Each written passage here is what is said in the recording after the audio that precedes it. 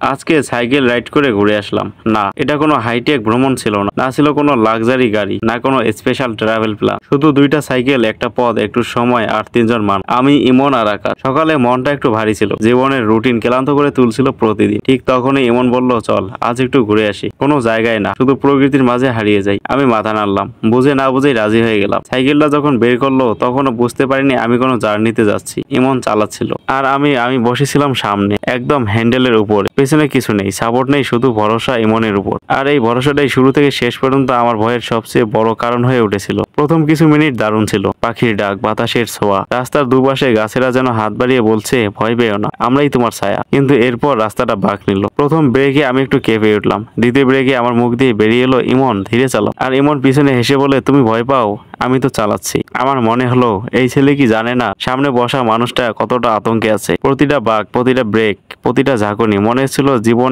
যেন একটা roller coaster. আমি চোখ বন্ধ করে ধরে বসছিলাম হ্যান্ডেল, আর মনে মনে দোয়া পড়ছিলাম, আল্লাহ আমি যদি বাঁচি জীবনে আর সামনে বসবো না। তারপর হঠাৎ একটা জায়গায় এসে পৌঁছালাম, দূরে মাঠ, তার মাঝখানে ছোট্ট নদী, বাঁশের সাঁকোটা হেলে পড়েছে একদিকে, আর পাশে কিছু ছোট্ট বাচ্চা খেলা করছে। গাছের ছায়ায় দাঁড়িয়ে একটা মা সন্তানকে পানি খাওয়াচ্ছে। এই দৃশ্যটা দেখে কিছুক্ষণ আমি নিঃশব্দ হয়ে গেলাম। ভয়টা যেন হঠাৎ কমে গেল, মনটা শান্ত হয়ে উঠলো। মনে হলো জীবনের সব ভয়, সব দুঃখ, সব টেনশন এই প্রকৃতির কোলে এসে হারিয়ে যায়। আমাদের শুধু দরকার এমন কিছু মুহূর্ত যেখানে আমরা শুধু থাকি, নিঃশব্দে, নিঃশ্বাস নেই। পথে আমরা আরো অনেক জায়গায় গিয়েছি, মাঠ, বন, কাঁচা রাস্তা, আর কখনো কখনো দুটো গরু রাস্তা আটকে দিয়েছিল। ইমন শান্তভাবে সব সামলে নিচ্ছিল, আর আমি শুধু তাকিয়ে দেখছিলাম এই ছেলেটা কত সহজে আমাকে নিয়ে পথ পাড়ি দিচ্ছে। আর আমি ভয় পেয়ে পেয়ে শুধু তাকে আটকাতে চাইছি। তবুও সে একটা শব্দ বলেনি, শুধু বলেছিল, চিন্তা করো না, আমি আছি। এই আমি আছি শুনে যতবার ভয় পেয়েছি তার থেকেও বেশিবার শান্তি পেয়েছি, কারণ ওর থাকা মানে আমি সুরক্ষিত, আমি ভালো আছি। এই পুরো জার্নিটা আমি ধরে রেখেছি ক্যামেরায়, শুধু ছবি না, প্রতিটা মুহূর্ত, প্রতিটা আবেগ, প্রতিটা ভয় আর প্রতিটা হাসি, সবকিছু তুলে এনেছি এই ভিডিওতে। তাই বলছি,